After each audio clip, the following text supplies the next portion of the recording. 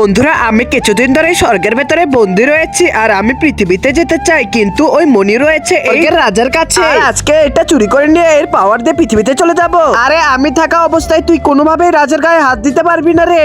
এই ব্যাপার তাহলে এবার দেখ কি মজা। এই যে রাজা ঘুমিয়ে পড়েছে, এখন যাই ওই মণিটি নিয়ে নেই আমি। আরে আরে আমার মণি কোথায় গেল? আরে থাম থাম, এখন আমি রাজা, আমার কাছে রয়েছে তোর মণি। এই মানুষের লোক, তুই আমার মণি চুরি করেছিস। আরে ইয়ামরাজ, যতক্ষণ তোর মণি আমার কাছে আছে তোর কোনো ম্যাজিকই কাজ করবে না। এই ছবিটি দেখার পরে একজন স্কিপ করবেন না। বন্ধুরা তোমরা বলো, তোমরা কি এই দুষ্টু পানি খাও না দোকান থেকে কেনা এই ফ্রেশ পানি খাও? যদি এই ভালো পানি খাও তাহলে একটা লাইক আর একটি সাবস্ক্রাইব করো, তাহলে আমি মনে করবো তোমরা এই দুষ্টু পানি খাও। আরে বাচ্চা প্লিজ আমার মনিটি দিয়ে দাও, তুমি যাই চাইবে আমি তাই দেবো। তাহলে প্রথমে আমাকে মুকেশ আম্বানির মতন বড়লোক বানিয়ে দাও। আরে এটা কি বলছিস, তোর অকাত তো দেখ।